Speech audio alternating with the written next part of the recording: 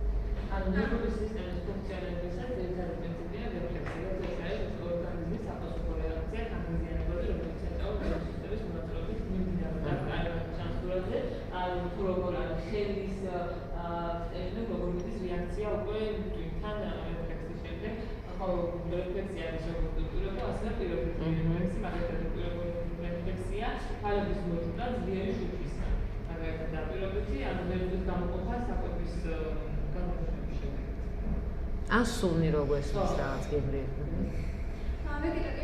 სისტემაში წარმოდგენილია სიმპათიკური და პარასიმპათიკური ნაწილებისგან. სიმპათიკური ნაწილი განაპირობებს მაგალითად გულის რიტმის საჩქარებს, ხოლო პარასიმპათიკური პირით არეგულირებს მას.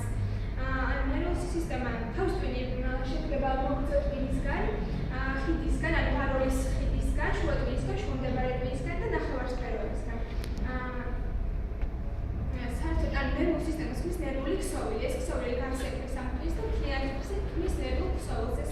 რომელიც იცავს მას დაზიანებისგან და ესაძებს სწორედ საშუალებას, რომ ჰქონდეს გარემოსთან კონტაქტი. ნერვულ ქსოვილს ქმნის ნეირონები, რომელთა ნეირონი, ანუ აგაჩას ნეირონი შედგება მისგან წარმოქმნილი მორჩისგან.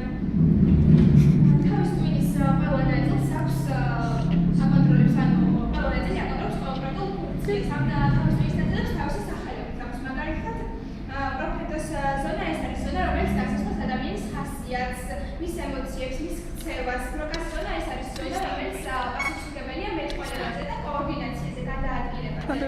ვერტის ზონა გასაცდელს ახიერებს, ამ ფოლკლორებს არა, ვისაუბრებს სიტყვებს და შემდეგ ამ სიტყვებს აკავშირებს ერთმანეთთან.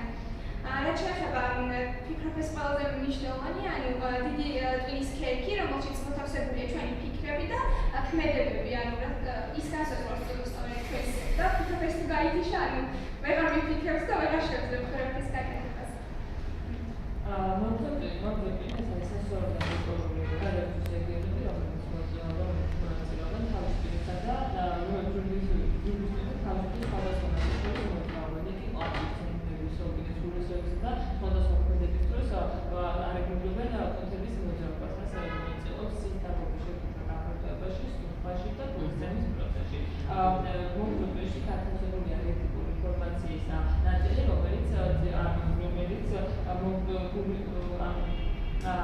პასუხდება ძილის ფუნქციას, ხოლო შემდეგ ასე მოგწონს ტვინის დაზიანების შემდეგ შეიძლება ფატალურად დასრულდეს. იმდენი სასიცოცხლო რეფლექსია არის მოგრძო ტვინში, რომ შეიძლება ფატალურად ახლა ტვინის შემდეგ სიგავდებოდა იქნება ეგრეთებული გარემოს ხოლმე საუბარში წარმოება ნათელი ზედაპირი წარმოდგენილია მუქი ნივთიერებით, წარმოდგენილია მუქი ნივთიერებით, ხოლო შემდეგ მასში არის თეთრი ნივთიერება, რომელშიც არის პიუტები. ნათლების სხვადასხვა ფუნქციის მარემონტებელი მნიშვნელოვანი ცენტრია, ის მონაწილეობს ამოძრავებით აქტში, კოორდინაციაში, გარემოს ორიენტაციის და წონასწორობის შენარჩუნების უმეტეს მისი დამსახურება, როცა უკვე ირღვევა ნათლების მუშაობა ადამიანის წონასწორობაზე ვარდაჩვენებს და წარმოშობის დაავადება ატაქსია. ატაქსია არის სამი სახის სენსორული, ვესტიბულური და საკუთრივ ნათლების ატაქსია. სენსორული ატაქსია ვითარდება ორმაგნიტურობის შედეგად, ვესტიბულური ატაქსია ვესტიბულური აპარატის დაზიანებისას, ვესტიბულური ეს არის წონასწორობის აპარატი, რომელიც მოთავსებულია ხურში, ხოლო ასევე საკუთრივ ნათლების ატაქსია, რომელიც ვითარდება ნათლები ჭიის დაზიანებისას, ხოლო ნათლები შედგება ორი თერმოსფეროსაგან და ჭიისგან. შუაგებარი ტვინი, ანუ მეზენცეფალონი, უზრუნველყოფს კუნთის ტონუსს, ასევე უზრუნველყოფს პოზის შენარჩუნებას, მხედველობისა და სმენის ყალები გახდის მასში. შუაგებარი ტვინში არის ერთი ჰორმონი, რომელსაც ჰქვია დოფამინი, ანუ თუ ეს დოფამინი გააყრდა ადამიანს, ეს გამოიწვევს უძილობას, მისი ნორმალური ავტომატური შენარჩუნება კი ამის ამოუძილს სწორსულს დოფამინიანის ჰორმონი, რომელიც განწყობაზე მოქმედებს, ანუ ის უყურებელს ჩვენ ურთიერთობებს ადამიანებთან, ხოლო მისი არ ქონა იწვევს ალცჰეიმერის დაავადებას, პარკინსონის დაავადებას. პარკინსონი იმით არის ყოველდღიური დაავადება, რომ იწვევს ადამიანის მოძრაობის შეზღუდვას და რთულია, რომ ნელა ფაზებთან ერთად ადამიანის შექმნის საერთოდ აღარ შეძლოს მოძრაობა. ჩვენ ვუყურებთ ოპერაციის ნაწყვეტს, ანუ პარკინსონის დაავადებასთან, როგორ შეიძლება რაღაც შრომდებარე თვეში უთქავენ პატარა აპარატს, რომელიც სრულად არ არის გარანტია იმისა, რომ მომავალში არ გართულდება ან არ დაინახება, მაგრამ აფერხებს მოკლედ, ანუ რომ სრულად პარალელში მიიღოს ანუ ადამიანებმა არ შეძლოს მოძრაობა. შრომდებარე ტვინი იმით არის მნიშვნელოვანი, რომ მასში მდებარეობს მოძრაობის ყველაზე რთული და მთავარი ფუნქციები, როგორც არის სურვა, სირბილი, სიარული. თავის ტვინის დიდი ნახევარსფერო ადამიანს ამერგავგავებული თავის ტვინის დიდი ნახევარსფერო და ის შუადად თავმდებარე ტვინსაც კი იფარავს, ასე დიდი ნახევარსფეროების ზედაპირის ქერქი მუტირებით არის წარმოქმნილი, ქერქის ტვინში მოთავსებულია თეთრი ნივთიერება, რომლის სისქეშია განადგურებული ქერქშა რეგულირებული, შემდეგ ყველა ყოველ ნახევარსფერო ყურებითაა დაყოფილი შუბლის თხემის საფეხურიდან კეფის წინაპრად, ხოლო ყველაზე დიდი არის მათ ცენტრალური გარემონური შუბლის წის თხემის ნაწილისაგან დაყოფს.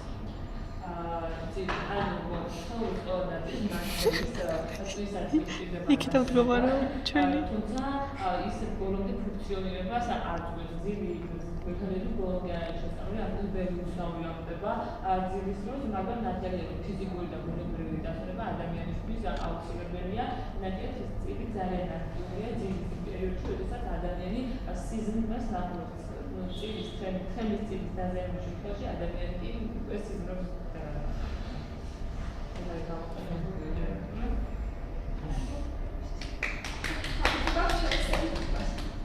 კი ბატონო, კითხოთი. თქვი. აი რაღაც მინდა რომ ცოტა ისია იყო სტილით. ერთი მარია, ერთი მია. გაძიოზე. ანუ აღნიშნავთ იმას, რომ პრეზენტაციების დროს, როდესაც იყენებენ სურათებს, ძალიან ბევრ სურათს აქვს, ან ინგლისური წარწერა, ან რუსული წარწერა და იშვიათად შევხვდებით ხოლმე ქართულზე. აქ გვაკვირდებოდი ამას და მითითებები რო იყო ქართულად, ეს ძალიან მომეწონა და ნამდვილად. კარგად იქეკია და ინფორმაცია მოიძიეთ წიგნებიდანაც და გუგლიდანაც, ხო რა თქმა უნდა. კი ბატონო, შეკითხვები მე მაქვს შეკითხვა და ამთავრეთ. აბა ოპერატორს არ აქვს შეკითხვა? არა. ოპერაციაზე რა ოპერაციას უყურებთ? ანუ პარკინსონის ოპერაციას როგორ აკეთებენ, პატარა აპარატს გავენ შუა ტვინში და რაღაც ნაწყვეტს უყურებ ბოლომდე ვერ კარგი, ეხლა ალცჰეიმერი რო ახსენებთ, ეგრა დაავადებაა ხომ არიცით და თავიდან ვაპირებთ, რომ ამ ინთან დაკავშირებით მუქის დაავადებებზე გავაკეთებდნენ და ერთ-ერთი არ ვიცი ზუსტად რა არის. აღარ წავიკითხეთ, რადგან გადავწყვეტ პარკინსონზე გადავიდეთ. ხო, ანუ კარგი, ეს არ არის აუცილებელი. და კიდე ნეირონის აგებულებაზე მინდა ორი კითხვა დაგისვათ. რამდენნაირი ნეირონი არსებობს და რატომ არის ვთქვათ თავის ტვინის ნაწილები ზოგი რუხი, ზოგი თეთრი? ანუ ნერვულ ქსოვილში ნერვული უჯრედების გარდა კიდევ რაიმე უჯრედები თუ არსებობს? ვთქვათ თავის ტვინში მარტო ნერვული უჯრედებია თუ კიდე არის რაღაცა უჯრედები, რომლებიც რაღაცა ფუნქციებსაც ასრულებენ? ორი, რომელი ორი გახსოვს? ხო, არა ოცას. კი, მაგრამ ხო, ანუ ის იყო გრძნობიარე და მამოძრავებელი ალბათ. ყველაფერი ადვილია. გრძნობიარე იმპულსი მიაქვს ცენტრალური ნერვული სისტემისკენ, რადგან რეფლექსზე იყო ლაპარაკი და მამოძრავებელს კიდევ მიაქვს იმპულსი ცენტრალური ნერვული სისტემიდან მუშა ორგანოსკენ, აი თქვენ